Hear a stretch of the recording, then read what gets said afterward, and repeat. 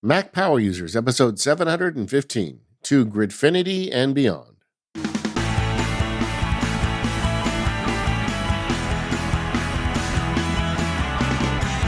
Hey everybody, it's David Sparks. I am joined by Mr. Stephen Hackett, who is back in his studio.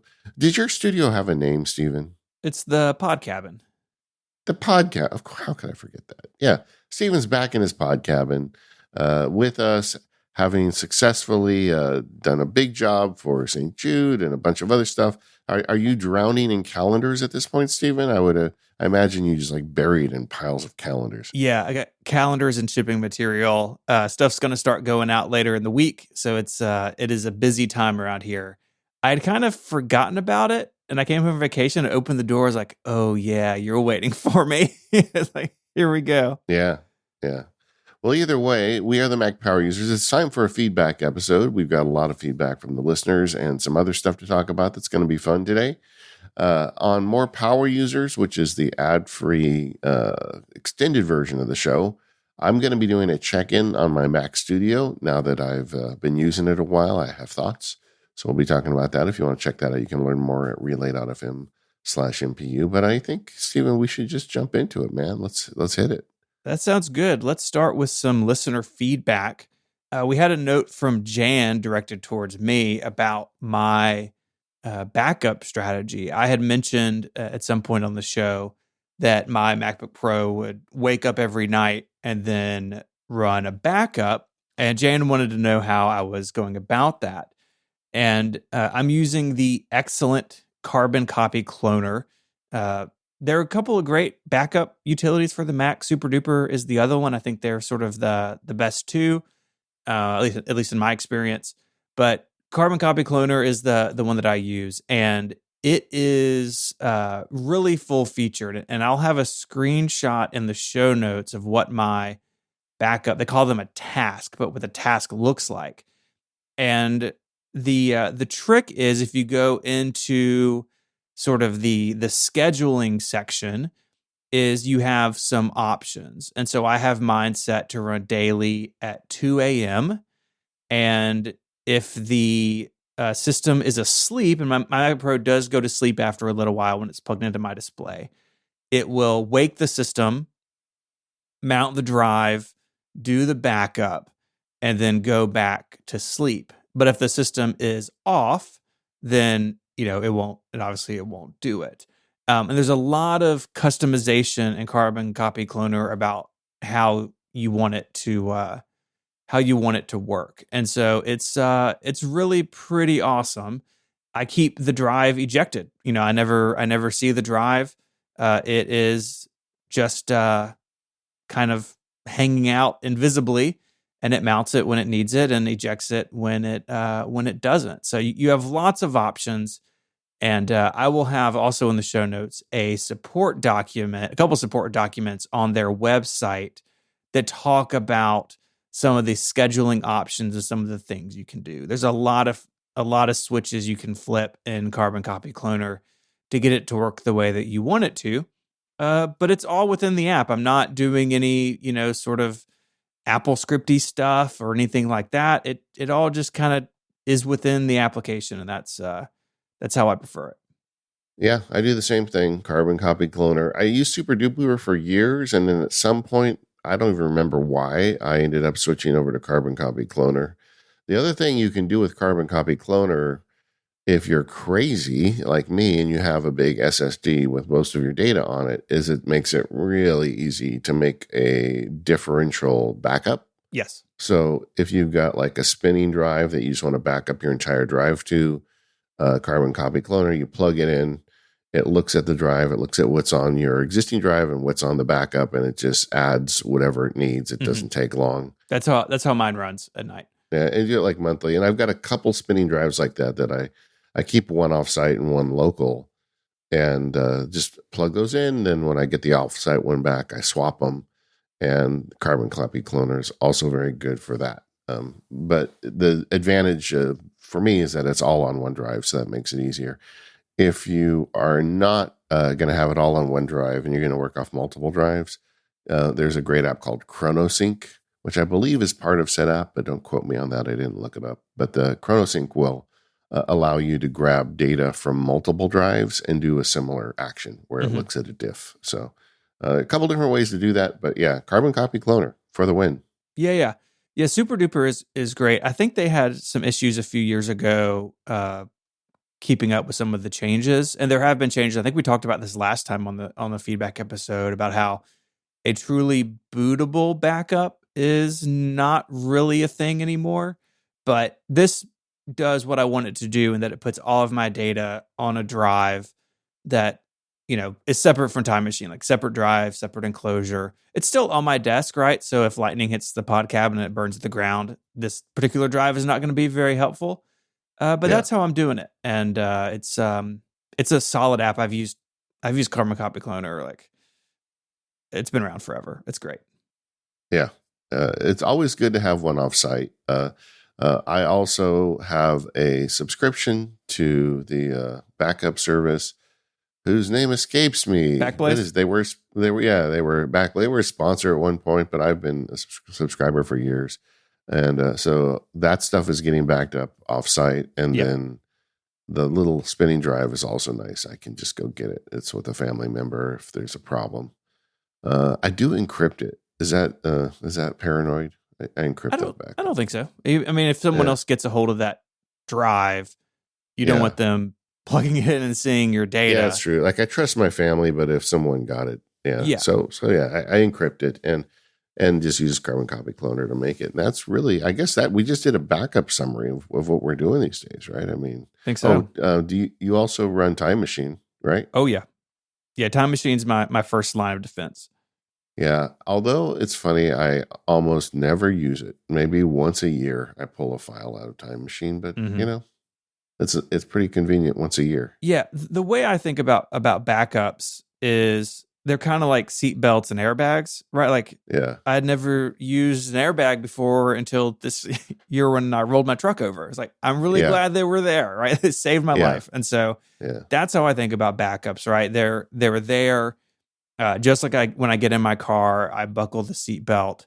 Same thing with these backups, right? It's been a long time since I've had to truly recover from a disaster, but my computer's full of family photos and work and all of these things. It's very important to me that this data is safe, and so this multi-tier backup is definitely the way to go. Yeah, the old 3-2-1. Old time listeners will know this one, but we've talked about it before. You need at least 3 copies in at least 2 different mediums with at least one offsite. If you follow those rules, you're good. Although the 2 different mediums I don't think matter as much anymore. That was back when people were using like CDs and tapes. Yeah, I was going to say that part feels a little old. I'm not backing up on a tape. Although a lot of that stuff is still out there in like corporate environments, but at our level, some SSDs and spinning drives are fine. Yeah. But, SSDs and spinning drives have a lifespan, and spinning drives in particular, if that's what you're using for your offsite stuff, you got to keep track of them and replace them, every once in a while. Mm-hmm. The good news is they're super cheap. I was at Costco. There's like 2 5-terabyte drives for $100. I mean, it's just like, you can get it. It doesn't cost a lot. No, I just don't like to think about what I spent on my internal drive, but we'll save that for more power users. That's a different story. Next video. Yeah. I know, but I'm cheap too. But even SSDs have come down. And look, I mean, it's the fall, like Cyber Monday, Black Friday, all that stuff's coming up, and you can find good deals on SSDs now. It's not as prohibitive as it used to be. They are still more expensive than spinning drives, but for me, the speed and the silence and the longevity, like you said, they will all fail eventually. Everything does, but generally SSDs are going to be much more performant, much longer. And so, I'm a big proponent. Yeah, me too. Eventually everything goes to SSD, right? For me though, like these offsite backups are still just spinning drives. But I like to record on my desk and I don't want things making noises. So SSDs are really good for that. Mm-hmm. Moving on, Rhett wrote in to share. I wrote a Python library and command line tool for working with Apple Notes. This allows you to script notes using Python instead of AppleScript. It also allows you to create notes from the terminal. I spend most of my time in macOS in the terminal and wanted a way to quickly create a new note query note, and he gave us a link. We're going to put it in there. Rhett's GitHub for the Mac Notes app Python library. I thought people may want that, you automators out there. And we have a show upcoming all about Apple Notes. If you're doing interesting things with Apple Notes, let us know, but don't wait long because we're going to record soon. Yeah, let us know. There's a feedback form on the website, and drop us either questions about Apple Notes, things you'd like to see, or if you're doing some cool stuff with it, we'd like to collate all that. Yeah, that's coming soon though, so don't hold back. And if it's breaking for you, or if there's a friction point, just let us know in general. Both Stephen and I have been really kicking the tires on it lately, and I think there's a lot to talk about. Lewis wrote in, David, you recently mentioned your conversion to SparkMail. My test of SparkMail. I want to be clear, Lewis, test, not conversion. I have long been looking for an email client, but I've always been daunted moving from Apple Mail. Do you have any further views on Spark? Is it only for power users? Are you comfortable with the security they provide? I saw some people had concerns about how their data is handled. SparkMail, to me, I wanted to try it because they recently did a big redesign and changed a bunch of things. So that was interesting to me that they tried to change the paradigm. And I've always struggled with email. I get a lot of email as Mac Sparky, and I want to keep up with it, and it's hard. It's just, I don't know how else to put it, and especially when people ask me for help with something, and it's like suddenly I'm in a troubleshooter mode, and that stuff takes time. And I do try to help, but I can't help everybody. But either way, so I struggle with email. So I'm always looking for a new way out. The thing that attracted to me at Lewis was they've got a new paradigm for email. It feels very similar to Hey for me. Like, it's like this unified system, and it just got a lot of the same ideas that Hey has, which is another kind of revolutionary email service that we tried here about a year and a half ago. I used it for a month, and it's good, but it didn't solve my underlying problem that I get too much email and it's hard to keep up with it. And ultimately, I went back to Apple Mail. Security is part of the reason. I know Apple spends a lot of time on security, although I didn't really bump into any real security problems with Spark. It seemed fine, but it's just a different paradigm, which is fine. But I wanted something that I can Apple script, because I have got a lot of automation built into Apple Mail that I've put together myself or with the help of others. And every time I try these third-party apps, they're just not quite there, And I think, one of the lessons I tried to learn from the Spark Mail experiment was that changing the tool isn't going to fix the problem for me. It's a more fundamental thing about me and email. And I just have to change the way I deal with email. And I'm working on that. People in the labs know I've released a couple of videos lately about kind of like trying to be more contextual with it, and trying to, just kind of generally change my attitude towards email. My job is not to answer email, although that's a small part of my job. But if all I do is answer email, then the whole thing comes tumbling down. So I struggle with it. And I keep thinking there's some magical app out there that's going to fix it for me. And it's not the app, Yeah. Have we all experienced that, right? Yeah. We just want an app that's just going to make it easy. And right. It's not the app. When I feel the most overwhelmed is when I think about changing task managers. That's a bad habit. A couple things to add here. I'm putting in the show notes their privacy page. They are connecting to your email service with a token. So they don't actually have your password to your Google account or iCloud account or whatever, but they are doing server-side processing for some of their features. So you can go through there and make that decision. They do have pretty robust and I think simple tools to remove all of your data from their servers, which I appreciate. But Mike and Carrie, so my business partner and our chief advertising officer at Relay, Carrie, who was on the show earlier this year, they use Spark because of the feature that you can have like a sidebar conversation with team members that is not in the email. So before this, like a sales thing would be going on, and they would like take a screenshot of it and put it in Slack and then talk about it. And that's not super efficient. And now they can have a conversation just basically literally like in a sidebar about what's going on, that the other person on the other end of the email has no idea what's happening. And for them, that is a killer feature. Now, that's just one of the many things Spark can do, but it's one of the things that I think only Spark has. And so it is pretty clever. But yeah, go check out their support page and stuff if you have questions about the privacy. I do know the Mac version got redesigned, and it's modern, like in all the good and bad ways. And I don't think the iPhone and iPad version have been fully redone yet. I think they're kind of midway there, but it is sort of you've used it more recently than I have, but it's more like an email system than an email client, right? Like Mail and MimeStream are email clients, right? They have their opinions about things and do things a certain way, but Spark does so much stuff on top of email. You're kind of putting a layer above it. And if that layer makes sense to you, then Spark is great. If it doesn't, or it gets in your way, I think a traditional mail client is still a better fit for a lot of people. Yeah, in fact, that was one of the big reasons I wanted to try it, was because I thought, well, I could also do better collaboration with my team members, and that would help me get better at email. But it just didn't land for me. And I'll tell you, the redesign is the reason I was interested in it, because it is a different take on it.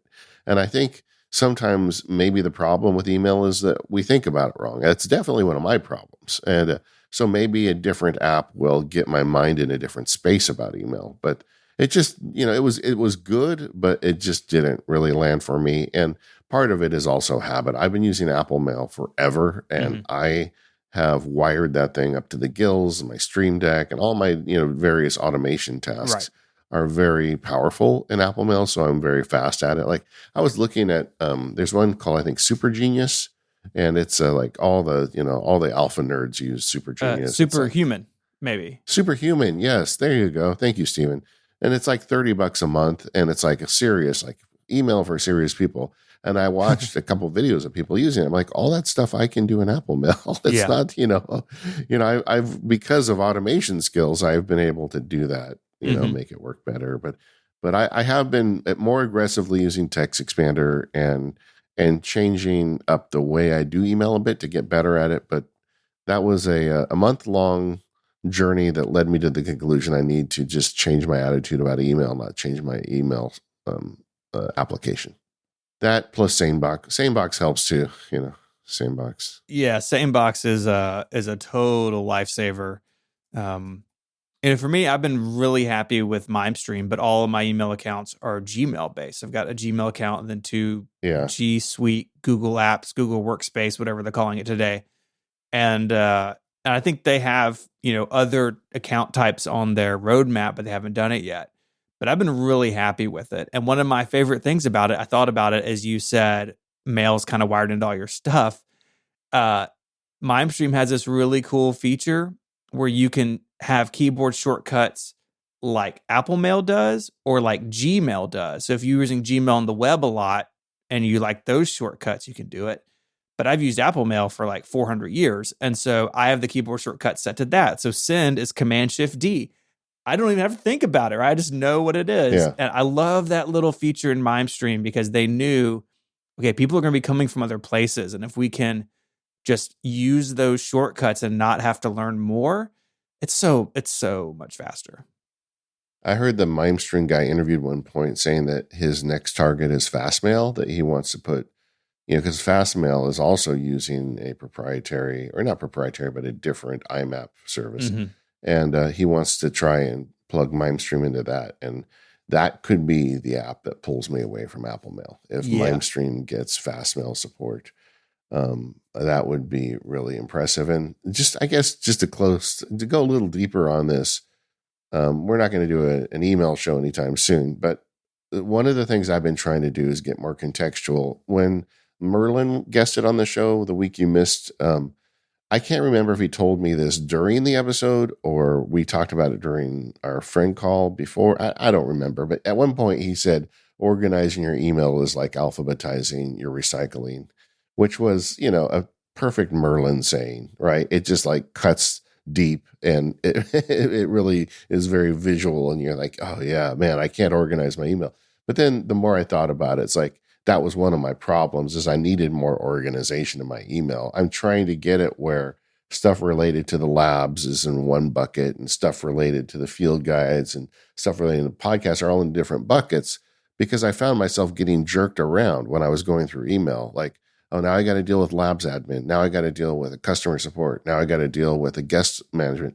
Whereas I realized if I could just keep those in separate buckets, that would be better. That way my brain could stay in podcast mode or labs mode or whatever, which, people listening are like saying, this guy's an idiot. Of course you organize your email. But I was trying to get more efficient to avoid that. But what I'm doing with SaneBox now is I've made those buckets into SaneBox smart folders. And it's only been a 2-week process, but it's getting pretty smart at sorting the stuff related to the different areas of my life into the different buckets, which is kind of cool, having a robot do that for you.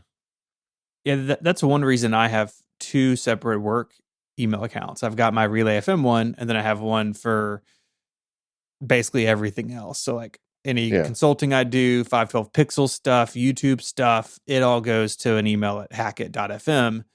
And that's sort of enough to keep them separate. And I have a few mail folders for like really important things I want to find quickly, but those change over time. So for instance, I actually just cleared out, I had a folder called iPhone 15 event that I just had like trip emails and emails with Apple PR, some other things related to that trip, just so they don't be in all in one place. And then just the other day, I removed that label, and those things are now just in the archive for search. This episode of MPU is made possible by Text Expander. With Text Expander, you get your team communicating faster so they can focus on what's most important. Because with a Text Expander, your team's information is always at their fingertips. It doesn't matter what app they're in, what device they're on, because Text Expander works everywhere they work, including Mac, Windows, Chrome, iPhone, and iPad. With Text Expander, you get your whole team onto the same page by getting information out of silos and into the hands of everyone who needs to use it. You can share your team's knowledge across departments so your team is sending a unified message to your customers, and they're not spending time reinventing the wheel. So here's how it works. First, you store it. Keep your company's most used emails, phrases, messaging, and URLs right within Text Expander. And then you can share it with your whole team, getting access to all the content they need to use. Organize it by department and then expand it. Deploy the content you need with just a few keystrokes on any device across any apps you use. We use Text Expander here at Relay FM, and honestly, we would not be able to do our work efficiently without it. We have all sorts of collections in there. We have sponsor names. I have a bunch of stuff for membership, so common URLs or phrasing I need to use and support. It's all in Text Expander, and it's with me wherever I go. Show listeners will get 20% off their first year. So go to textexpander.com/MPU. There you can learn more and sign up. And once again, you'll get a sweet 20% off your first year at textexpander.com/MPU. Our thanks to Text Expander for their long support of Mac Power users. Go check them out. Tony wrote in the recent comment about the difference between a note and a document or file, but you gave up making that distinction, though you used to. Perhaps 2-4 minutes of chatting on the mindset there. I have the same dilemma. What's a note? When should it go to Pages? In theory, my mind says a notes is today's version of a document folder organized with subfolders, but now I can just see it all in one view. Well, I think for me, I grew up with the computer revolution. So the very first thing you wrote on a computer was a word processor. Mm-hmm. Notes actually were not the big unit of writing on a computer at the beginning because everybody saw computers as digital typewriters. And I know there were notes apps back then, but it wasn't. I was there, I'll tell you. Everybody was looking at WordPerfect and Mac Write and all these apps that were coming out to write with. And the ultimate goal of it was the printed page. You turned it in to your boss, your professors, whoever, but you were writing documents on these computers. And then at some point, notes started to creep in, and I feel like at another point, notes took primacy. Like, who prints out papers now? Like, kids in school file their Google Docs with their teacher by a certain hour. They never see a printer. And I think also in a lot of private industry and companies, people don't print as much. And you don't have to write me to tell me that you print every day. I get it. But there are a lot of people these days that just don't do that. My wife works with a big company and they have one printer on an entire floor Wow. because they don't print that much. The company has really embraced kind of a paperless workflow, and that's just the way it is. And I think that's true for a lot of people. So that's a big cultural shift that's happened when I look at the difference between documents versus notes. Docs for me are things I print out and hand to somebody, right? Notes to me also, as we've seen with the PKM revolution, can be much more granular. And I think that's the thing that people are getting more into now, is to realize that it doesn't have to be 3,000 words. It could be a couple sentences. I mean, I've got a note in Obsidian. Wayne Shorter says, Jazz says, I dare you. That's all the note says. And it's something I want to expand upon at some point, but that's all there is in there now. And that's a note. And that's one more component of my note system. And that's the beauty of it, right? You can just write little things down and the computer remembers it for you. And then suddenly you can make connections and do things with it later. Mm-hmm. But I feel like notes have kind of taken over from documents.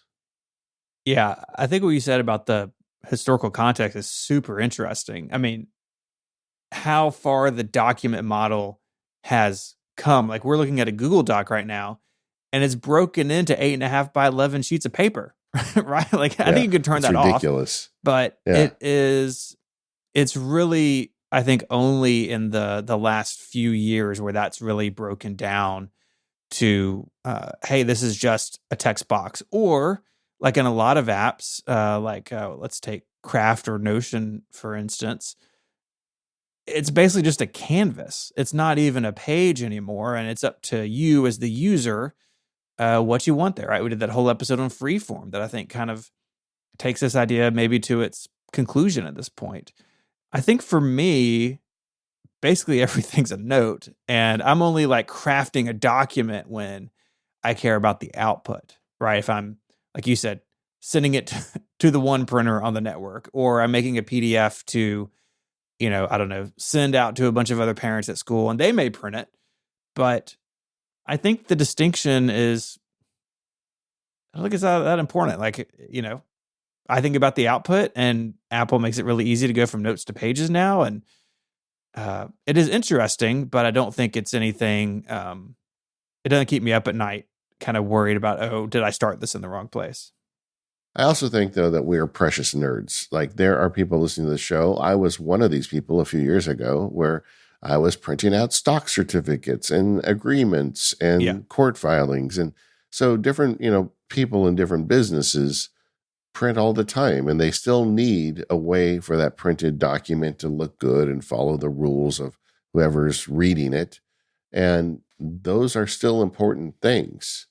But all the action, it feels to me like, are in notes. Like, and even people who do have to print out fancy documents, notes are such a good tool that we didn't have before. Mm-hmm. And using things like Obsidian or even Apple Notes with my law practice just gave me a way to make the actual document creation faster, more efficient, and ultimately better. Yeah, I think that makes a lot of sense. Yeah. And then the related question is always, well, how do you determine between tasks and calendar items? Oh, I feel like boy, this is the spicy one for me. Yeah.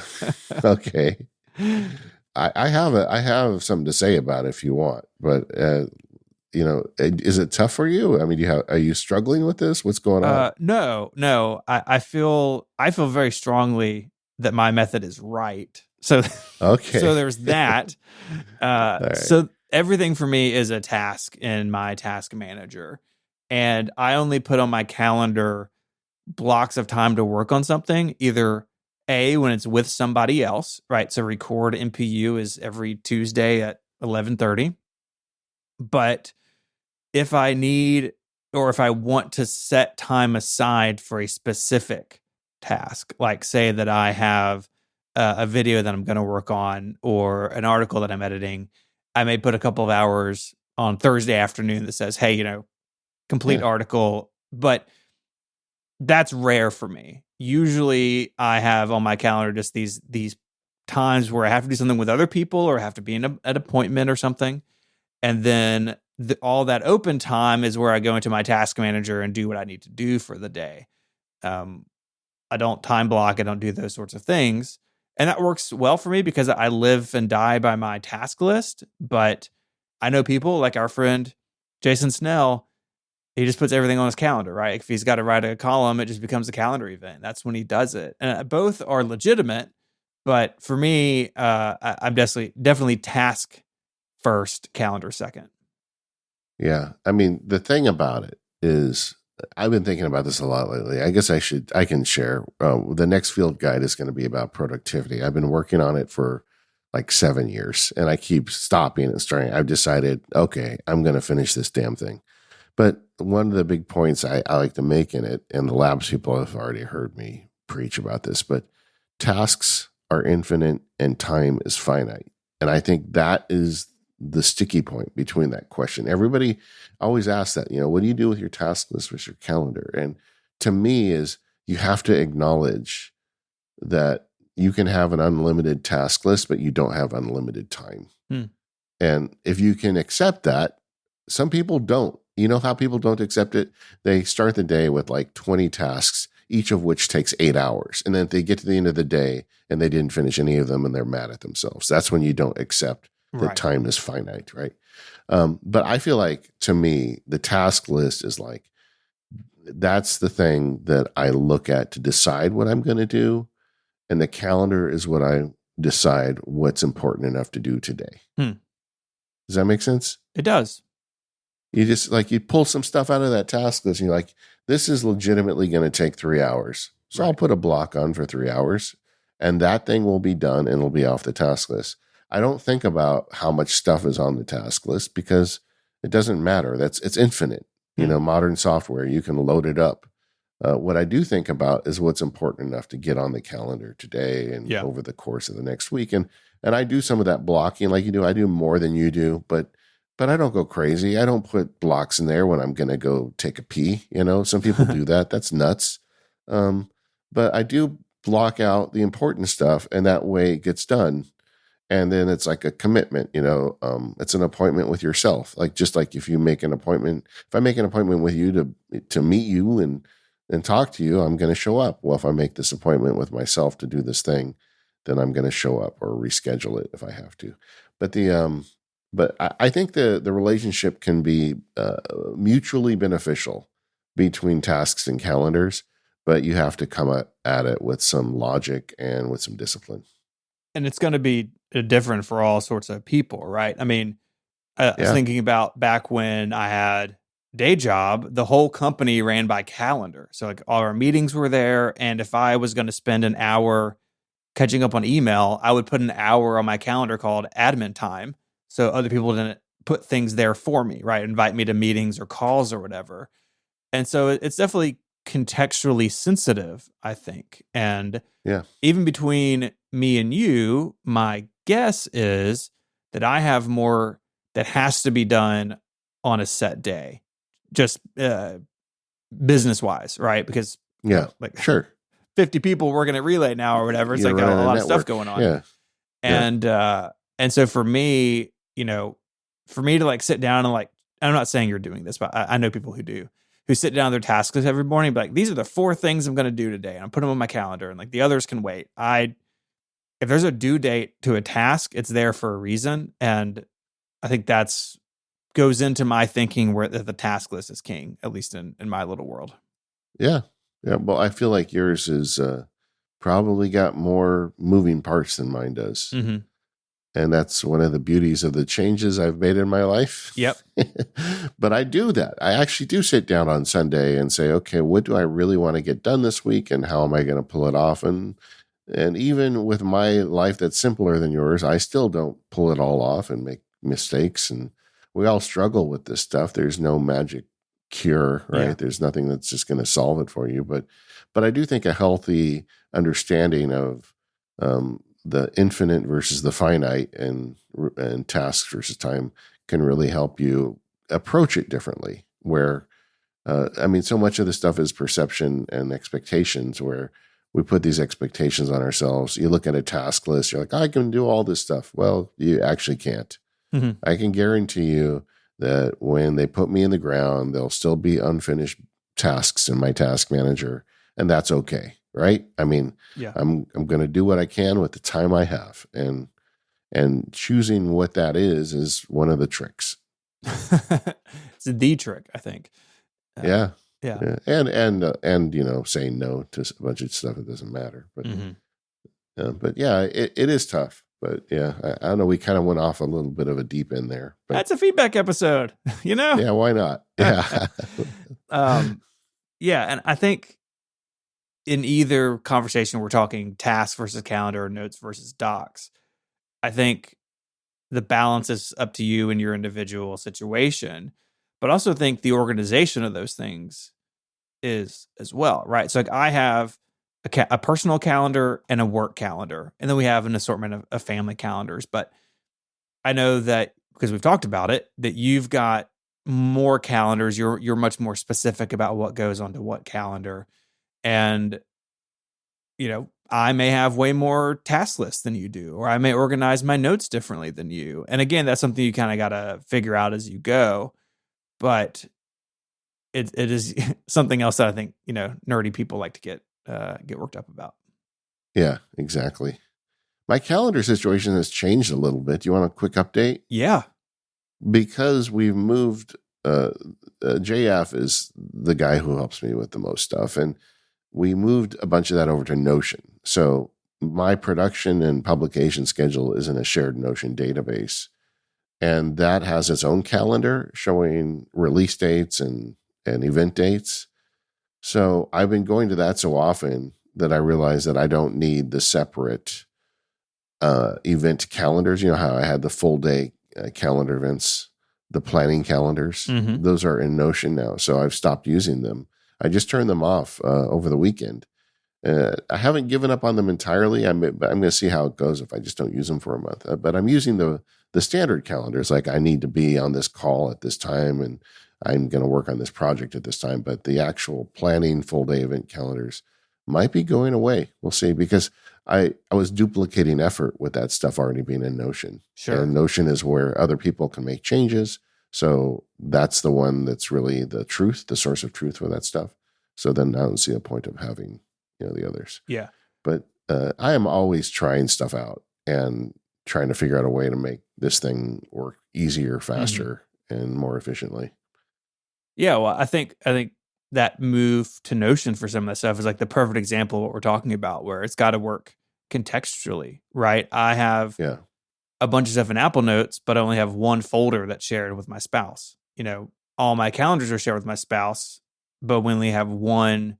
Well, actually, we have two task lists shared with us. One's a grocery list, and one is just stuff to do around the house, or things like look at trip travel or something, things we need to do together. But she doesn't need to know about the other 15 lists I have in my task manager, or the other stuff I have in notes, because it's not contextually important for her. And so that's something that I've been thinking a lot about, especially this time of year, is the beta cycle's over, and it's kind of like, okay, like where does reminders end up? Where does notes end up? Where are all these tools? Where are they going to be for the next year? And so much of that around, for me at least, is what do I need to share with other people, and what do I don't? And I think your move is just a great example of that. Of, hey, you know what? I was doing these calendars for me, but it works better for the team if they're over here. And so you make that move. And I think we should all be more flexible when it comes to those sorts of decisions. This episode of the Mac Power Users is brought to you by Clean My Mac X. Get your Mac as good as new and get 5% off. Just go to macpa.app/MPU. I am a big fan of Clean My Mac X. It's the utility app that I use all the time because I don't want to have to figure out all this stuff myself. I used to run terminal commands. I used to make checklists. I did all that stuff. But the fact was, I wasn't doing it as good as Clean My Mac X was doing it. And Clean My Mac X makes the whole process automatic. You just open the application, click the scan button, and Clean My Mac X does the rest for you. For instance, I just ran it this morning. I haven't run it now for about 3 weeks. It found 9 gigabytes of data that I don't need. It checked me for viruses and harmful software. It found that my Mac is fine and there's no problems. And it has 3 recommendations for me to speed up my Mac. It wants me to run the maintenance scripts, the things I used to have to do manually, flush the DNS cache and free up some RAM. It's going to do all that stuff for me when I just click one button, and then my Mac is clean. And that's what Clean My Mac X is. It's the application that takes care of all that nonsense for you. Junk files, hung processes, and malicious apps can slow down even the latest and most powerful Macs. Clean My Mac X takes care of your Mac, whether it's new or old. And these guys aren't just sitting back on their hands. They keep improving the application. It's beautiful to run. It has a nice little whimsical user interface, which makes it kind of fun to clean your Mac. And they have really added a lot of tools for malware removal and privacy recently, so they're keeping up with the times. Another thing I like to do with Clean My Mac X is run the Space Lens, and that's a special piece of Clean My Mac X that looks at my Mac and finds where I am wasting space and helps me clean that up. That's so important these days. When you've got an SSD, you got to protect that space. With nearly 30 million downloads and 15 years of expertise, this app is a must-try for any Mac user. So whether you've already updated to Sonoma or you're about to, Clean My Mac X can get your Mac running at peak performance. Best of all Mac Power users listeners get 5% off. Check out the link in the show notes now or go to macpaw.app/MPU. Once again, that is macpaw.app/MPU, or click the link in the show notes. And our thanks to Clean My Mac X for all their support of the Mac Power users and all of Relay FM. So, David, we spoke a while back about your looking around for a 3D printer. We got a lot of feedback from people about the Bamboo Carbon X1 and then the Prusa, which is the model that I have. What did you end up getting and how's it going? I ended up with the Bamboo Carbon X1, and I am digging it, man. I decided on Bamboo because it seemed kind of like the Apple experience, just reading the online reviews, and there are so many YouTube reviews of these printers. That was real easy. I don't really want one where I have to print the parts to keep it going, although that can make a lot of sense. Like, it's open source. If something breaks, you just print a replacement part and you're good to go. Mm-hmm. But the Bamboo people seem to have an answer to that. They've got all the parts for sale. They're not overpriced. And it seems like a lot of people were really happy with it. But it was also kind of, I think, me looking for kind of the Apple experience of, it's kind of taken care of for you. Like, they also sell the filament that, works with them. They've got QR codes on the filament, so the software knows exactly what filament it's using. And it even has QR codes on the plates. So the printer checks the plate to say, oh, wait, you're doing something for a smooth plate, but this should be on a textured plate. You want to switch it, and it auto levels it. And just like all the kind of like historical friction points with running a 3D printer, it kind of solves for you. And it wasn't that much more money. It was only, I think, about $300 more than the Prusa. So I thought, well, I'm just going to get the one where that stuff's all taken care of for me. Yeah. And it, it showed up. I took it out of the box and screwed a few things to a few things and turned it on. It really is a very easy setup. And so now I've had it, and it's been running for about a month in a corner of the quote unquote makerspace. My wife and I are trying to turn the garage into a makerspace, and having a 3D printer in the mix is really great. Yeah, I think it looks awesome. I'm looking through the website now. It definitely has some tricks, like the multicolor support. You sent me some pictures, and I'm gonna have a link in the show notes to this Gridfinity system. Can you walk me through what this is? Because I've had it bookmarked since we talked about it, but I haven't gotten to dive in yet. Gridfinity is the use of my printer. I love Gridfinity so much.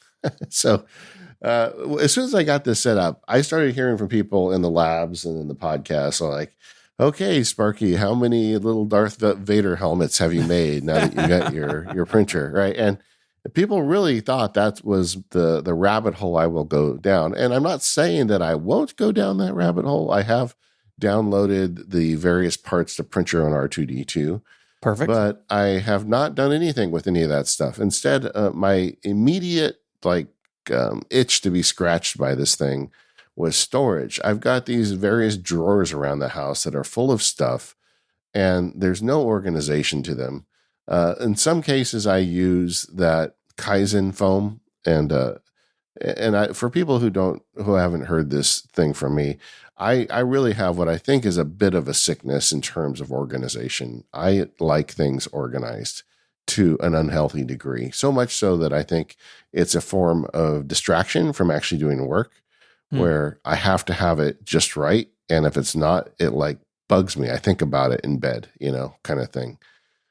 So that is a thing that I deal with, and this Gridfinity system is definitely a big piece of chocolate for me in terms of that, because Gridfinity is it's an organizational system. So there's this guy Zach Freeman. He's a little nutty. You have to watch his video. We'll put one in the show notes. The guy who came up with it, he made it an open source design, and it's a bunch of grids. So it prints out this square grid that you lay on the bottom of a drawer or on your table or whatever. And then you print out various containers, and open, they can snap into it almost like Lego. So you've got the grid, and then you put containers on it. Like, I need a container the size of my, lens filter. Okay, well, then this is the size you need. You just print it, you drop it in, and you're good to go.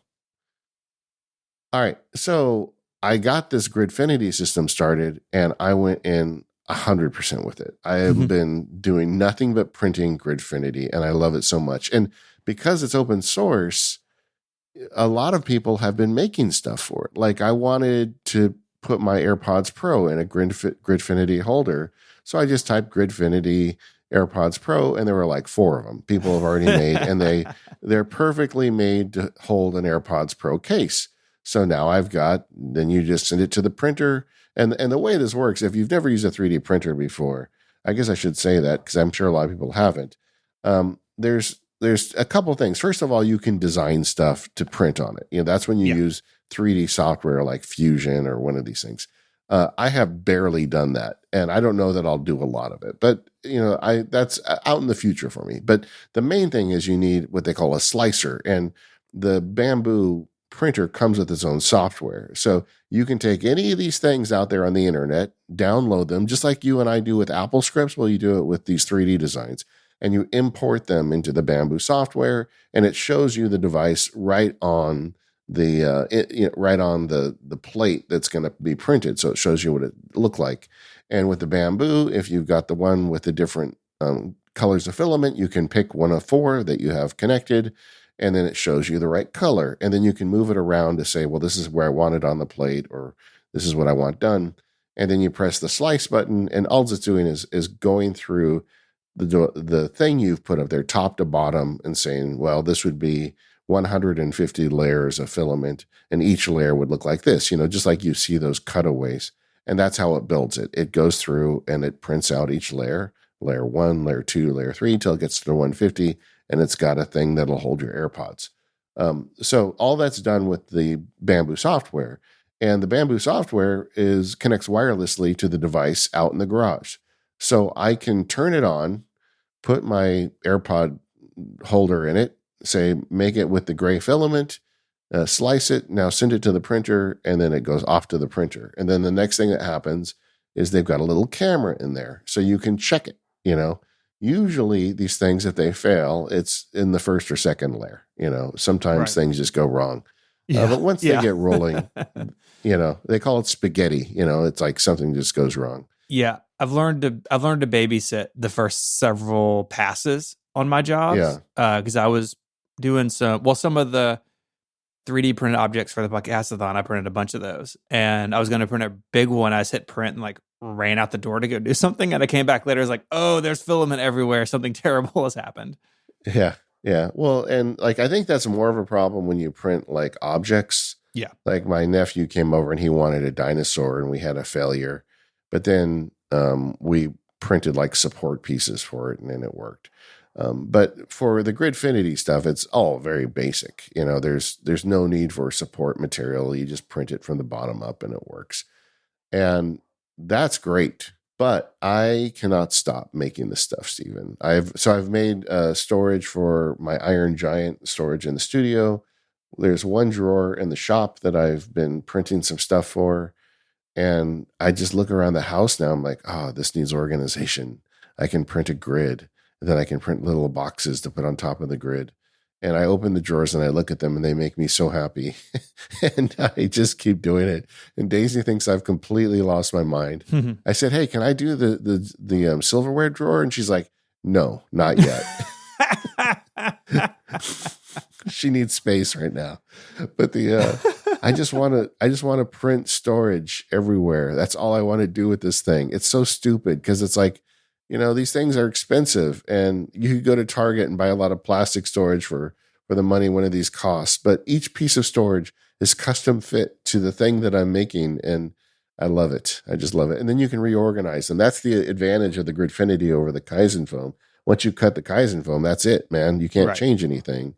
With the Gridfinity stuff, you can move them around. So, yeah, man, I'm having so much fun with this thing. Because the Gridfinity is like a base plate, and then you can put your, for lack of a better word, like the implements, like your individual organizational pieces, they just like snap in or clip in.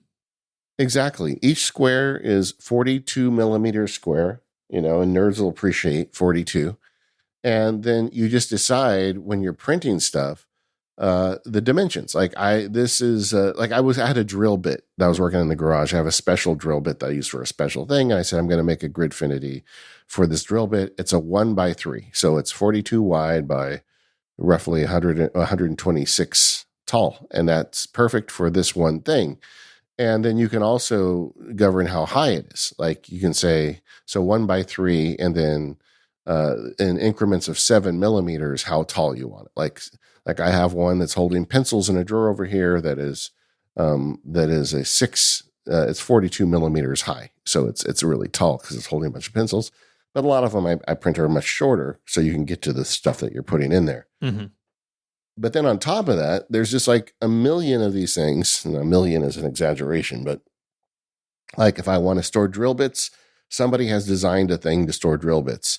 If I want to store batteries, there's a bunch of things to store batteries. Like you need AA, AAA. I did a thing where I downloaded the models for all of the various coin cell batteries, because I have a lot of HomeKit stuff around here. So I've got multiple different size coin cell batteries, and I had them in a bin like an animal, just floating around in there. And now I made these little holders. They're 1x1 Gridfinity grids, but they have little slots in them for the batteries, and it prints the name of the battery on the side. So when the HomeKit doodad needs a new battery, I just check the battery, go to the drawer, pull the one I need, and replace it. This is the kind of thing I'm doing. I was telling some people in the labs that it's really turned into me a very expensive Pomodoro timer. You know what a Pomodoro timer is? Yeah. Yeah, so it's like some guy in Italy came up with the idea, and he used a tomato clock. That's why they call it Pomodoro. But it's like the idea is you take a timer, like a kitchen timer, and you set it for 30 minutes and say, okay, I'm going to focus on work for 30 minutes until the timer goes off. And it's like one of the best productivity hacks. If you have trouble staying focused, it works really well. Definitely. So now I say, okay, I am going to print this 2x3 thing to store this other thing. It's going to take an hour and a half. Let me see if I can get through all my email before this print is done. I'm not going to go get my print until I finish the task I've chosen for this time. So I've turned it into a Pomodoro timer. But I don't know, man. I'm having fun with it. It's not going to replace woodworking in my life. I mean, woodworking for me is much more of a craft and creative, because this I'm really downloading models and printing them. But I just see immediate uses for it all over the place, and totally makes sense to me now that I've got one, and I feel like I'm going to be using it for a long time. That's really cool. This is on my task list for after Kickstarter fulfillment. This is how I'm going to spend some time. Your reward. Yeah, I get it. I mean, I feel like you and I are kind of similar in that way, right? You know? And it's so nice. Like I just made one yesterday, and because you can make them with label holders or without label holders. Ooh. So like I was making some yesterday. They were 1x2, but they hold my little my little microphone, and I can just put it in there. It's got the label on it. This is the one for the Rode. This is the one for the DJI, blah, blah, blah. And I don't know. I find it very satisfying when I open that drawer and everything is just laid out there like me. Did you ever see that movie, The Kingsman? I have not. Okay. It was like a goofy movie, but it's like a secret agent society. And this kid gets inducted into it and they open up this drawer and there's all the weapons and everything is perfectly laid out. And the movie was fine, but the cabinet was so impressive to me. That's the thing I loved most about it. Like, I want my whole life to be like that with the Kingsman. I open a drawer, everything I need is right there. I can get what I want. And like I said, it's not entirely healthy, but this definitely feeds that. Yeah. And it's fun. At some point I will print actual little doodads. And like I said, I've done a few for family members, but my thing is Gridfinity, baby, all the way. Yeah, no, that's fantastic. We'll talk a little bit later on about something that I recently 3D printed to solve a little problem I had. That's what they're great for. Yeah, I mean, I've been doing that too. Like I was running cable up my. I have a little pole mounted on my desk for my camera, and the cable was all over the place. And I thought, well, let me look. And there was somebody had a model of a thing that fits the pole, and you print the clips and you clip them on, and just like it solves little problems like that. For woodworkers, there's a ton of prints out there for woodworking.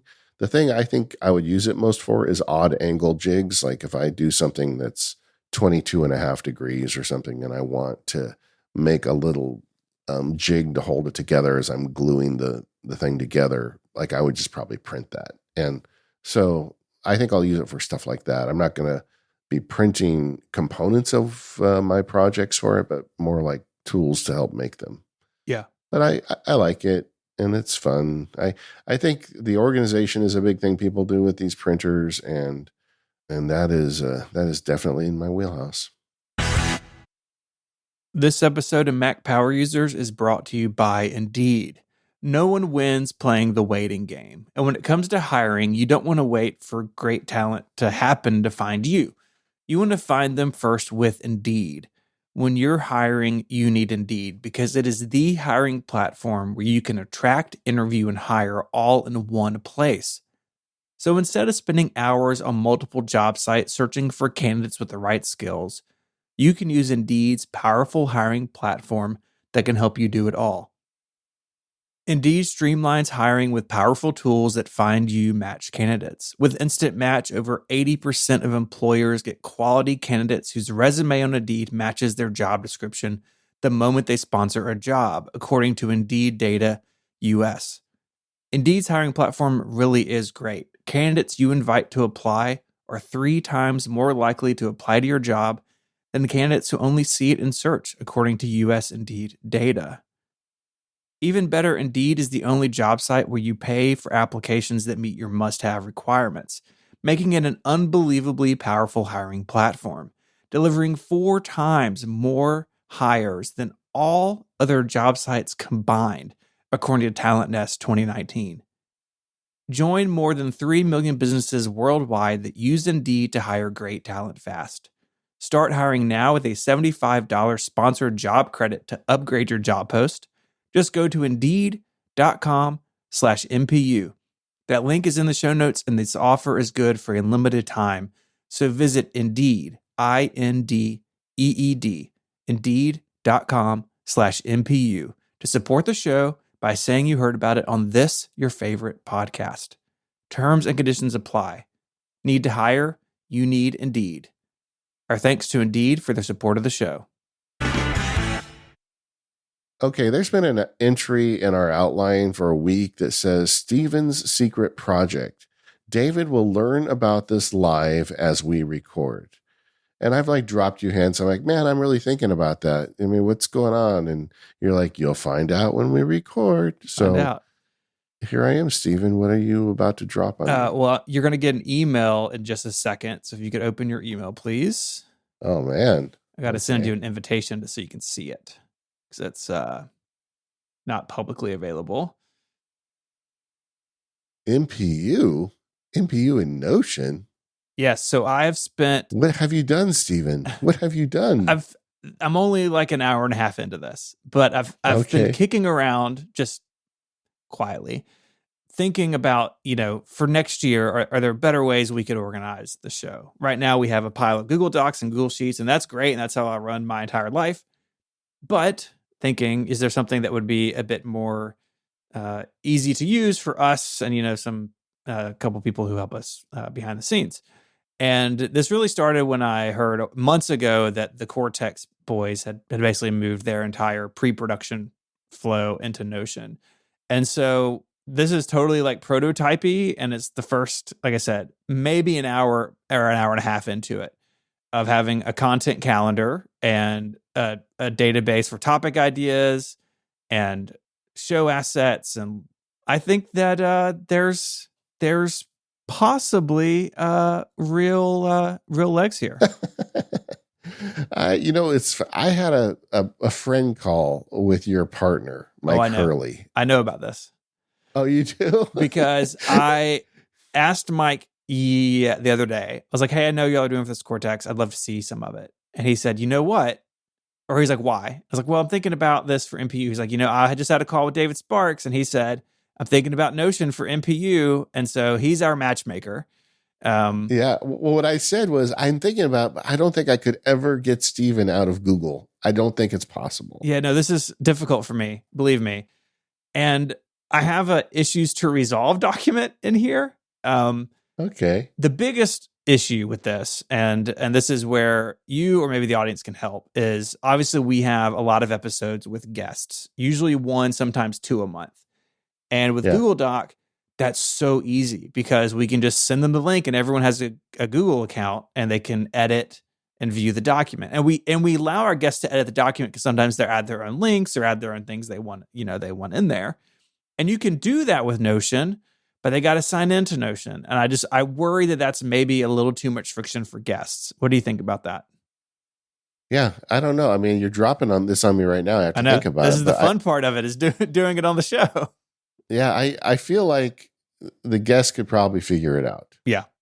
Or we could help them, right? Like, so I did this. I basically published it to the web and sent an edit link, with an edit link. I opened an incognito window in Safari. And Notion does have sign in with Apple. So I could just sign in with my Apple ID and then I could edit the document. So that's pretty easy.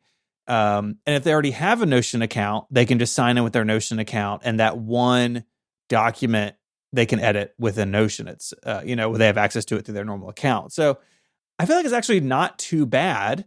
But I don't know, something about this sort of like, so something as simple as taking a topic idea from the topic idea table and pasting it into the calendar table where like it becomes, a real topic. That's all. Yes. Pretty interesting. It's all just handled. Yeah. I have been using Notion, like we said earlier in the show, for the Max Sparky stuff. And there are problems with it. Like I would prefer something like Obsidian to do all this in, but it's not collaborative. This is collaborative. And frankly, there's some collaborative pieces of this I don't think Obsidian will ever get. So, the table views, the index tables, there's lots to talk about here, but you've got the basics. So we've got a calendar for the upcoming shows. Like one of the things that we want to do is like categorize it by type or lead, like you've already got in here. So is this one that I'm going to manage or you're going to manage? Like I think we could have a thing in here for sponsor reads, like when they're done, we could have a task in integrated task manager that sponsor reads are already in the system. So we have it. We could share it with our editor, Jim, and then he could always have access to everything. Mm-hmm.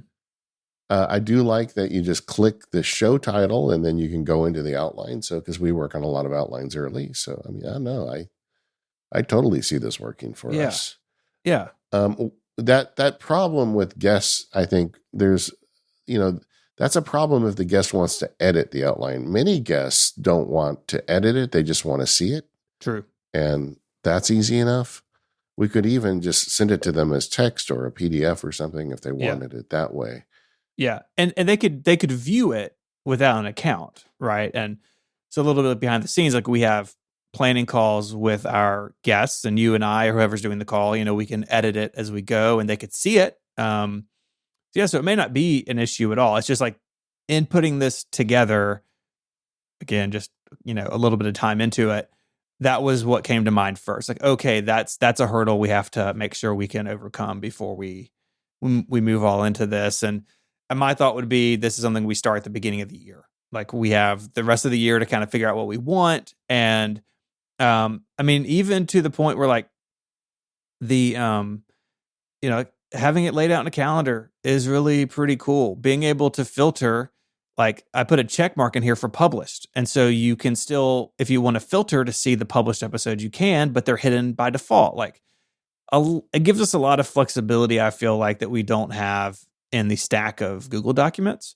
But but obviously, we're getting into, okay, well, this is like a whole solution, but you're already, I don't use Notion for anything right now. So Notion would be the MPU app for me, but you're already using it, and I'm sure you know much more about how it works. It's something I want to explore, because I think it could be really useful and interesting, if anything, just for better tracking, like being able to put tags on episodes, like, okay, what's the status? Is it planning? Is it ready to record? Is what are the sponsors? Like, have all that in one place, because right now we're kind of bouncing around between multiple places, and sometimes I feel like things get maybe a little bit lost. And it also is useful for finding historical data. Like if we have a guest that we had on, if this builds over time, it's hard for us sometimes to get access to the old stuff, because for a while we did it in Omni Outliner, then we did it, and we've tried different tools over the years. Yeah. But this just has everything right there for you. Yeah. And I think that is quite useful. Like, one of the things, I just added a record date field property to the calendar. Oh yeah, that's good. Because you want to organize it by record date or publication date. One of the downsides and one of the big downsides of Notion for me, and again, maybe somebody listening has a better idea, but you can only index on one date. So you're going to have a publication calendar and a record date calendar. I know there are third-party plugins to try and combine them, but I don't want to get too exotic here. Yeah. At least at the beginning. And but that's fine too. With Mac Sparky stuff, we have like an event, we'll do a deep dive on something, and that is a live Zoom call. But then we'll publish the video like a week later. So those are just two different dates, and they're indexed two different ways in the calendar. But it's no, we can totally make this work if you're interested. I didn't want to fight you on it. I know you like Google, and that's why I told Mike. In fact, I didn't even follow up with you on it, because I'm like, I just don't see that this is something Stephen would want to do. But if you're interested, I think we can totally make this work. Yeah, I am interested. I think having sort of a home base for everything MPU makes sense, and I think there are some other people who need access to it, but I think they would be fine managing it, right? Like Carrie, again, we mentioned her earlier at Relay. She does some stuff on one of our spreadsheets, but she is a wizard at everything she touches. No problem there. Same with Jim, so yeah, I think it's very interesting. And for me, at least, I do all my MPU work at my Mac. And so even though this would be available on the iPhone and iPad, being Mac centric with like big tables and stuff, like that's fine with me, because at least the calendar, like there is a calendar view, but the table view, like it's just a big spreadsheet really that does a lot of fancy things. But that's, I think that's fine. Yeah. And you'll find that like over time, these views we can refine them. Yeah. And you can make your own views, and we can share views. Yeah, it'll be cool. I think this will work for us. Yeah. So we'll play with that. Yeah, because we have multiple databases we go to for like our guest ideas, our topic ideas. I think this would make production easier. So, but we've got to like iron it out, and I think we got to get buy-in from Jim too. Yeah, who's hearing this as we record. He's also being surprised by this. Yeah, like we got to make sure he's okay with it too. But I feel like, yeah, man, this is cool. Well, this is a nice surprise. I didn't know what you were going to tell me. Starting a new podcast. I'm gonna call it Windows Power Users. No, I'm just kidding. Yeah, that's what I thought, you know. Yeah, I mean, because I think people know this. You know, we work on outlines sometimes a long time in advance. Like our deep dive episodes or our app roundup episodes, those weeks and weeks of preparation sometimes. Interviews, sometimes it's, the week of. It's all over the place. And a list of Google Docs, like it kind of falls down once you have a bunch of things kind of in flight at once. And what I like about this is I can very quickly skim, okay, this is this topic and I'm the lead on it. And, I can just open it in place and what's the status? Yeah. Yeah. Jump right into it. And that's very interesting to consider. And I think that, like, obviously, if we move systems or anytime you move systems, right, you've got to go into it with like I have some ideas about what I want out of it, but it will change and evolve over time. And Notion gives us tools to do that. And like Google Docs and Sheets, they kind of are what they are, right? And we're doing a lot of stuff in them. And like our schedule spreadsheet, I got a lot of logic in there for like, when you click an episode is published, like this and this happens, and it's doing some arithmetic on things. And like it's still just a spreadsheet though, under the hood. And with Notion, like this table and this calendar is driven by a database. And that means you can get more interesting in tying things together. Like I would imagine there's a better way to like, okay, when I want to take something from a topic idea and promote it to an episode, like, can we make that really simple and easy to do? Like, probably. Yeah. I don't really know. They have a feature called templates. If you go under the new button and the arrow, and I don't know if this is interesting radio here, but yeah, they have templates. So we can set up a template for a new show, but we could set up a template for like a guest show versus a feedback show versus we can make templates for different kinds of shows, and then it would auto-populate a bunch of stuff for us. Yeah. So there's a bunch of things we can do to make this work. But this will be fun to talk about on the show as we get it nailed down, though. I think this will be interesting. Another downside for me with Notion is it's not as friendly with Mac automation, but neither was Google Docs. Right. Some of the online automation stuff works with it, but I have found in the 3 or 4 months now I've been using Notion daily that I feel like the automation inside Notion is kind of where it's at. If you're going to be doing Notion, you might as well just use the built-in automations. You don't need to get too exotic. But we'll wait and see.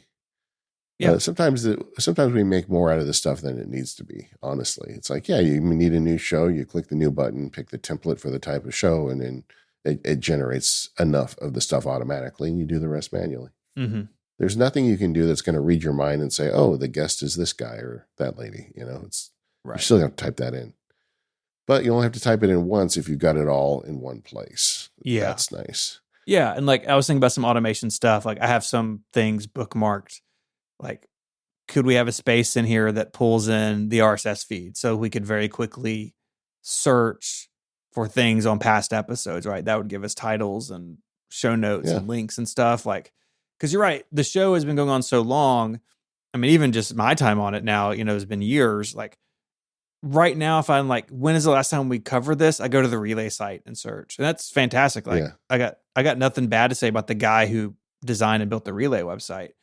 But having it in line with everything else we're working on, being able to reference that stuff easier, like that, even if we can't bring historic data, even if we just had that for January moving forward in a new way, I think that's really valuable for us.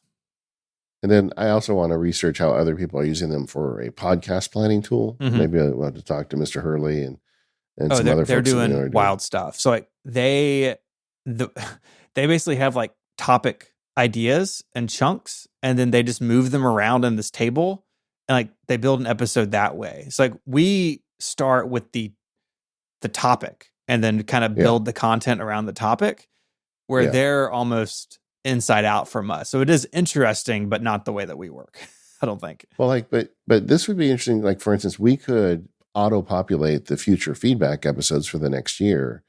And when feedback comes in, currently we put it into a shared Google Doc, but we could actually just go straight to the show outline and just have it there waiting for us.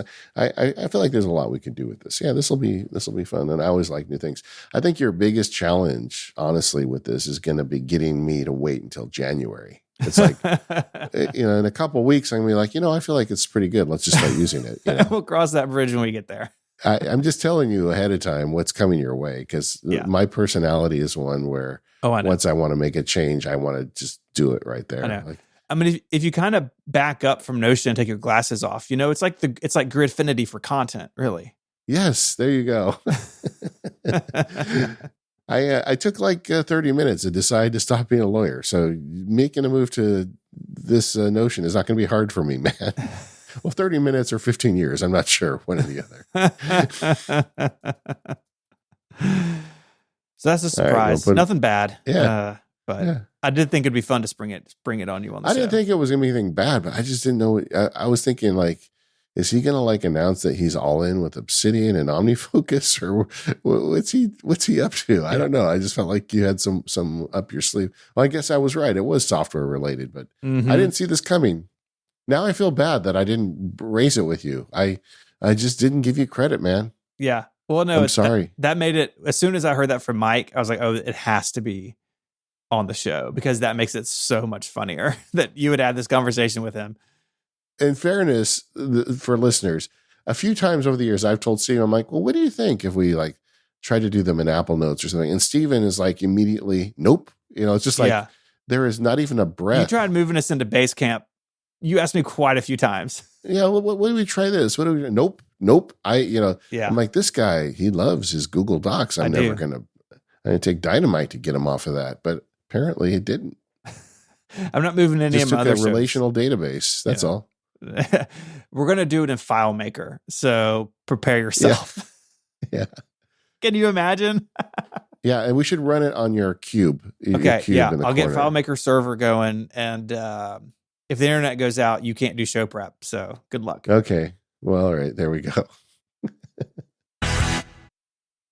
This episode of the Mac Power Users is brought to you by NetSuite, the leading integrated cloud business software suite. Download NetSuite's popular KPI checklist designed to give you consistently excellent performance. Just go to netsuite.com/MPU. Running a business is difficult, and especially so if you spend too much time doing manual processes. Getting work done feels hard, and you can't be as productive or profitable as you'd like because you don't get to spend enough time in your business, and that's what NetSuite is here to solve. If you want to make sure cracks don't emerge in your business, you should know these three numbers: 36,000, 25, and 1. All right, so what do those numbers mean? 36,000, that's the number of businesses that have upgraded to NetSuite by Oracle. NetSuite is the #1 cloud financial system, streamlining accounting, financial management, inventory, HR, and more. 25 is because NetSuite turns 25 this year. That's 25 years of helping businesses do more with less, close their books in days, not weeks, and drive down costs. 1, because your business is one of a kind. So you get a customized solution for all of your KPIs in one efficient system with one source of truth. With NetSuite, you can manage risks, get reliable forecasts, and improve margins. Everything you need is all in one place. Having the information you need in one place makes it so much easier to make decisions. I run a small business, and I know what a difference it can make and how much easier everything operates when information is available. It really means smart decisions can be made faster, and you can avoid a lot of the dumb ones. Right now, download NetSuite's popular KPI checklist designed to give you consistently excellent performance absolutely free at netsuite.com/MPU. That's netsuite.com/MPU to get your own KPI checklist, netsuite.com/MPU for that free checklist. Go there now, get that free KPI checklist, and make sure your business is one that continues to thrive. And our thanks to NetSuite for all their support of the Mac Power Users and all of Relay FM. All right, so let's talk about stuff we've been playing with. I have had a saga going on in my house, Stephen, with the arrival of the new iPhone 15 Pro. Labs people have heard me talk about this quite a bit, but I was very concerned because my car uses CarPlay with a cable. It's not built-in wireless. And it has been very easy for my wife and I to share, because we only have one car we share. I can't believe that thing doesn't have wireless CarPlay. I know, I It's know. a If you go new to, electric car. I know, and it was an expensive electric car. But if you go on the Kia forums, there it depends who you ask. That like they have it, but they haven't enabled it, or Hmm. I don't know what the story is. But to tell you the truth, I like the cabled lifestyle for CarPlay. You get in, you plug it in, you know your phone is getting charged, and it's just a good reminder to stick the phone somewhere where it's not like in your field of vision or where you can reach it. I literally just put it out of the way, and then I just use CarPlay when I'm driving, and which is much safer. So I don't mind it really at all. But, my wife and I both had phones with a lightning port on it for all this time. So if I get in the car, I plug mine in. If she gets in the car, she plugs her in. Everybody's happy. I did some very clever use of gaff tape and other things to get the cable just right where it's out of the way and you don't see it, but it's available when you need it. So I was very happy with the cable situation. And then I got a new phone that has a USB-C port in it. And I got in the car and I looked at the cable and I looked at my USB-C port and I said, okay, well, I guess I don't have any CarPlay right now. And I have a concern, and that is I love my wife, but she is not Mac Sparky and not very technology. When it comes to technology, sometimes she's not very patient. And I could just imagine, like, if I had a USB-C cable in there and her getting in the car and wanting to listen to Taylor Swift or whatever she does with her phone and just repeatedly jamming that USB-C into her lightning port Hmm. and not stopping to think, well, why isn't this not working? But just jamming it harder. Yeah. And I'm thinking, this isn't going to work. And she's going to be mad at her husband because now her CarPlay doesn't work half the time she gets in. So we're looking at solutions. So, the obvious is two cables, right? You've got a USB-C cable and the lightning cable, and just make sure the right one's in there. I didn't really like that idea because I had wired the cable perfectly and I didn't want to have two cables. And I knew that if I forgot, then that would make it harder for her. And I'm trying to be a good husband. So that was like my worst case scenario answer to this problem. But then I said, well, there's got to be a better way. So the first thing I did was look into adapters. And if you go on Amazon, there's a whole ecosystem of little plastic adapters that say, take Lightning and turn it to USB-C, take USB-C, turn it to Lightning, blah, blah, blah. So I bought a couple of them and they all said good for data or something like that in the Amazon description. Because, there's some people just use these cables for charging, but I needed one that could transfer data so we could get it back to CarPlay. And I only bought ones that said transfers data. And I bought 3 of them. None of them worked. They all charged the phone. None of them, CarPlay did not recognize the phone attached to it. So I sent those back. That didn't work. Then somebody in the lab said, why don't you try a splitter? They've got these splitters where you put it on the end and then it turns into 2. And that way you could have one that's you could have the USB-C and the lightning cable attached at the same time, in essence. So I got a couple splitters, only splitter that said good for data, and none of them worked. So I wasn't doing too well. And then I got thinking, well, maybe I will try a wireless solution. And there are several wireless solutions out there. I bought one that was about $50. It was highly rated on Amazon. It said it would work with multiple phones. And I plugged it in and it worked. It worked fine. You can wireless into CarPlay. But when you have 2 different phones, it wasn't consistently switching between them. And then sometimes you had to go into the settings to tell it, no, this phone, not that phone. And I just felt like that is a bridge too far. I want a very seamless solution for my wife. And, if this was just me driving this car, then that's probably where I would have stopped. But no, it's not. So I sent that back. And I'm just trying to find the right solution.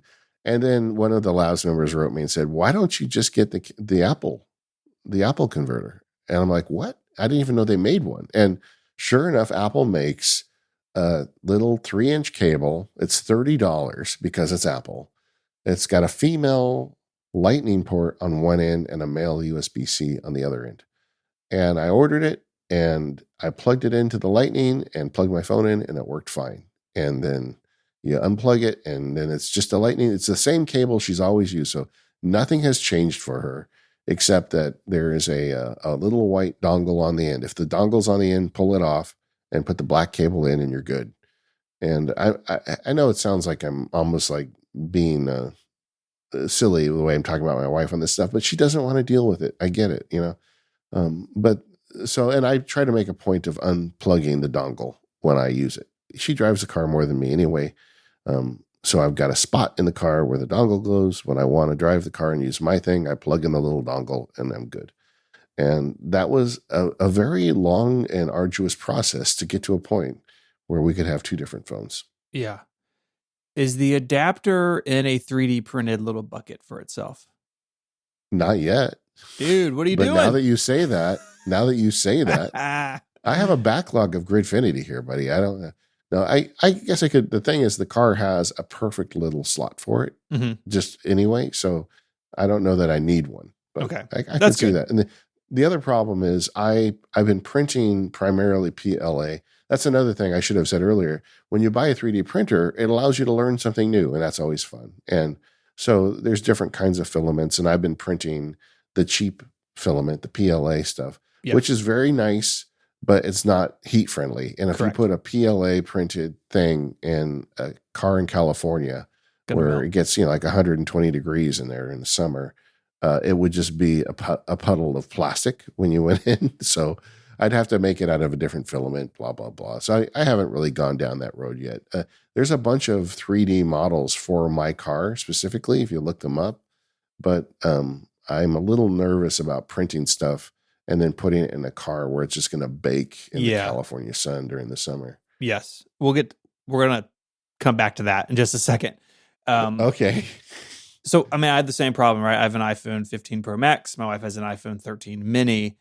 And I ended up going with the mono price 1187.89. So this is a USB-A. I can't believe I'm saying this. USB-A to USB, micro USB. And then it has a little USB-C adapter and a little lightning adapter. And they're attached to it. And you just swap the end out. And it works great for CarPlay. We don't sync our phones over cables anymore in my household, but it works great for CarPlay. And what I do is, this is only in her car. We're going to get to my truck in a second because I've changed it all. But in her van, if I get in, I take the lightning adapter off, I put the USB-C one on, I use my phone. And then when I get out of her van, I put it back so she doesn't ever have to think about it. Exactly. And that's my being a good nerd husband. And this cable has worked great. I mean, it's only been a couple of weeks, so I guess I'll report back if it explodes in 3 weeks. But so far, it's been fine, and it's like $10. And so, what I like about this is I can't lose the adapter very easily because they're attached. If you look at the picture in the show notes, they're attached to the cable. Yeah. That's been my solution so far. No, that works, and I didn't try this one. If I had hit this one first, I probably would have used that because I spent 3 times as much for this adapter, but now that it's working, I'm not going to switch anything. And I do the same thing. I put the adapter on when I need it. And when I get to my destination and I unplug it, the phone, I also unplug the adapter. So as far as Daisy's concerned, nothing has really changed. Yeah. And that's the way we're trying to save your marriage, gang. We're going to call this segment the Healthy Marriage Cable Solution segment. It's an important thing, right? So in my kitchen, I have the dual 35-watt USB-C charger that Apple sells. Yeah. One of the cables is Lightning. The other one's USB-C. So whoever's in the kitchen can plug in their phone because we're just in this transition right now. And when everything's USB-C, it's going to be sick, but we're not there yet. So, do you let your kids take their phones to the bedroom? So my only kid who has a phone is my daughter. She is allowed to use it on her phone, but not with the door closed and not if friends are over. But also I've screen timed the snot out of that phone. So, and so far she's proven herself trustworthy with it. But, I know when I was growing up, the computer was in the dining room or whatever. It wasn't, it wasn't back in someone's bedroom. Yeah. We did the same thing with the computer with the kids, but the studies are coming out, and especially with girls, these phones are causing all sorts of trouble. Yeah. If I had it to do over again, but the social media problems didn't really exist when my kids were little. Right. And she's not on any social media at this point. So I feel like when we cross that bridge at some point in the future, because it's inevitable, then I will revisit that for sure.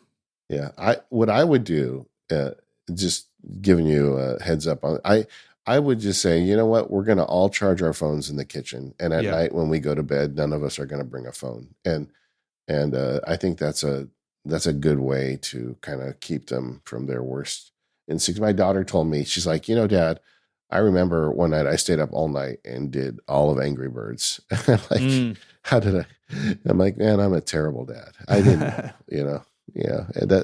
But Angry Birds is not the problem that people telling you that you're ugly is, right? Yeah. So yeah, I really would consider that if you expand that charger station as the Hackett children start getting to iPhone age. That's a good idea. Put them all down there. Yeah. Yeah. What else are you playing with these days? So let me close the loop on the car situation.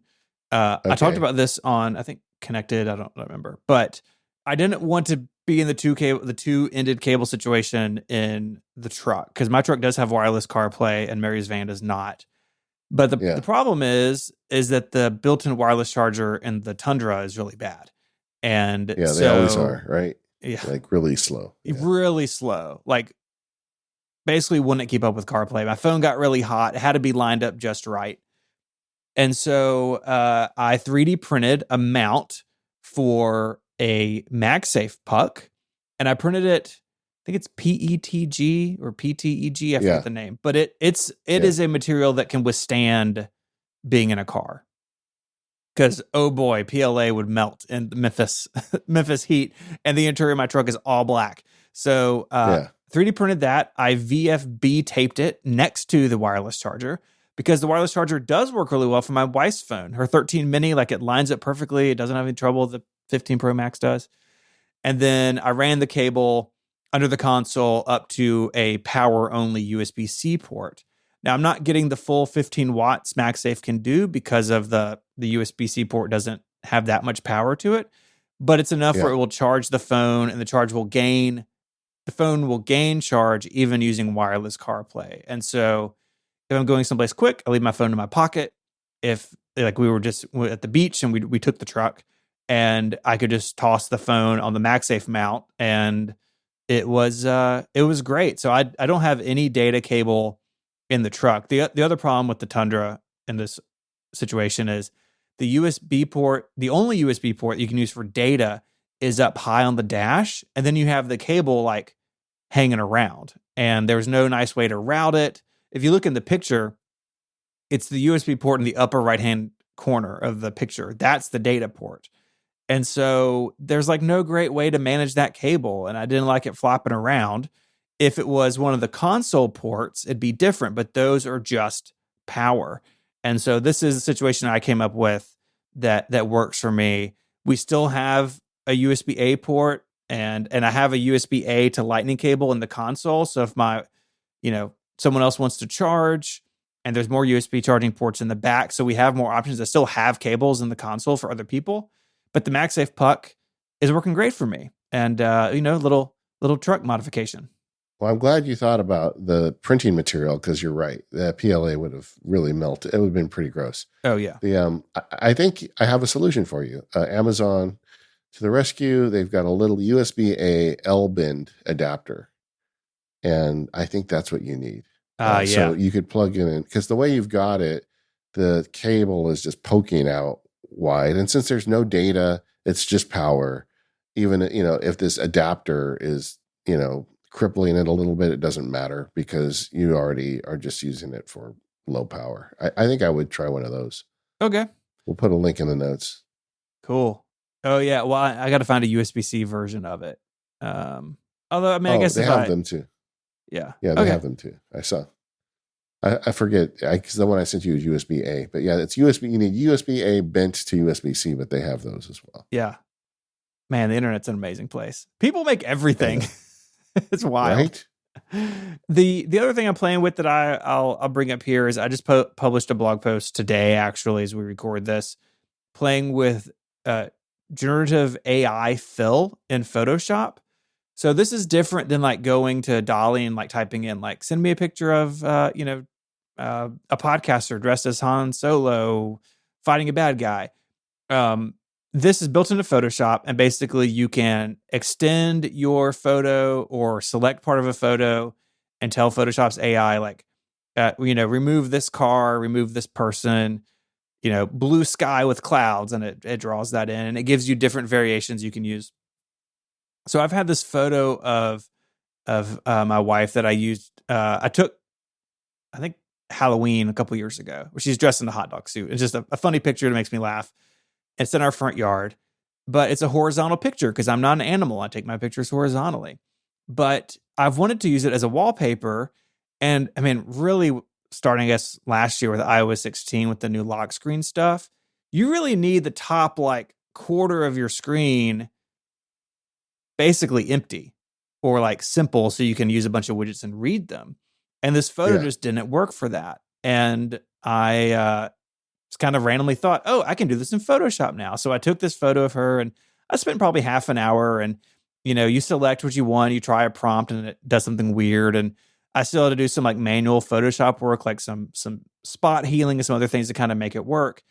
But I was able to clear out the background. I was able to bring the skyline, the tree line down and extend like all those that blue sky and white clouds in this blog post. That's all generated. That's not in the photo. Like the photo that's above it, that's how I framed it when I took it. And it's not perfect. Like if you pixel peep, there's some weird stuff going on. It's helped in this photo that I took this with a nice camera. And so really nice bokeh in the background because of the lens I used. And boy, that did me some favors when it came to AI generation. Like it's okay if those trees look a little weird because they're all kind of blurry and blown out in the background anyways. So yeah, it looks like you also removed a house, I think. I did. I removed actually 2 houses and a light pole, and there's a car parked. There's like a white car in the original photo, and the way she's standing, it looks like it's coming out of her head. And so I just selected it and told Photoshop, like, remove car. Boom, it's gone. It's like that would take so much time before. Like I said, it's not perfect. I still fell back on my years of Photoshop experience to really make it what I wanted. But I thought I'd bring it here because I've heard from people like, yeah, the lock screen is really useful now, but it can be a little bit, difficult to use because a lot of photos are horizontal and this really wants them to be vertical. So yeah, I spent some time today goofing off with that, and it's been pretty sweet. Yeah, it looks really nice. I mean, it feels like, because I've never subscribed to Photoshop in a long time because I feel like Pixelmator does the job for me. Yeah. But I feel like this generative fill thing is like Photoshop, at least temporarily, pulling forward a bit. That it's doing some cool stuff. But yeah, I really like this, and I think this is exactly the kind of thing people need to start thinking about with this new profile stuff, or even just shooting pictures where the subject is too low in the image. Yeah, just like if you're thinking, well, I want to turn this into a portrait image for her in my phone, then you have to just put her face in the middle, not at the top. Mm-hmm. Yeah, I've been happy with this, and I've got some other photos that I want to play with it, play with what it can do. But in wanting to explore this, the simplest like problem to solve was I want this picture to be vertical, right? And be able to really get in there and see that. I guess really see what it could do. So yeah, that's what I've been up to. It kind of raises bigger questions about AI. Oh yeah. I talk to people about this a lot because it seems like most people on AI are very separated. Some people are like, this is the greatest thing ever and it's going to solve all our problems. And other people are like, this is terrible and it's going to ruin humanity. I think we don't have to answer those questions yet. But the AI stuff, there are tools out there using AI right now that are really useful for people who want to be productive with their technology. And I think that we should all be thinking about that right now. What's out there that we can use that help? Like Steven can use AI in Photoshop to make his pictures better. We talk repeatedly on the show how AI is making voice to text dictation so much better. And just the idea of grammar checkers better, like Grammarly, and even some of these AI engines are doing grammar checking very well. And I think people just need to start looking at those bits of it and figuring out how to incorporate that into what they're doing day to day, and just use those parts for now. And then we'll see where it goes. I think you should not run away from this stuff, but you should treat it with healthy respect at the same time.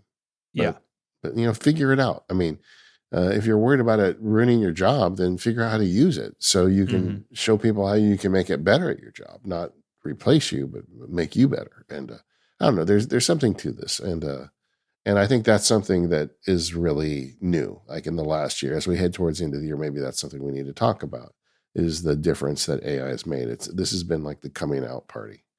It has. I mean, machine learning, artificial intelligence, this stuff has been around a long time. These things are not new, but suddenly they've gotten to a level that they're more useful. I think so too. And for this, like making a photo of my wife vertical, like no ethical dilemma here, right? I took the photo. Yeah. I'm using it for myself. And it does get really complicated when it's like, what if you're a photojournalist? Like, what am I? Can we trust images, right? There's been a lot of that talk around the new Pixel 8 and 8 Pro, which look like incredible phones. Yeah. But a lot of this is built into it now. It's like, can we trust these images? Like, there's so much to talk about around that. Agreed. And that's only going to grow, the questions and the dilemmas. But also, these tools can make you more productive. And the whole point of this is to use the technology to get better at life, not to let the technology take over. But anyway, I guess this was a deep episode, Stephen. We went deep several times. I don't know what happened. We did, but it's fun. That's what feedback episodes are for. Yeah, so fun. Anyway, I am very excited because as soon as we hang up, I'm going to dig into the MPU Notion calendar. I love it. All right. We are the Mac Power Users. You can find us over at relay.fm/MPU. Thank you to our sponsors this week, Text Expander, Clean My Mac X, Indeed, and NetSuite. On More Power Users, today we're going to talk about My Mac Studio. That, once again, is the ad-free extended version. You can learn about that over at relay.fm/MPU. Otherwise, we'll see you next time. Have a great week.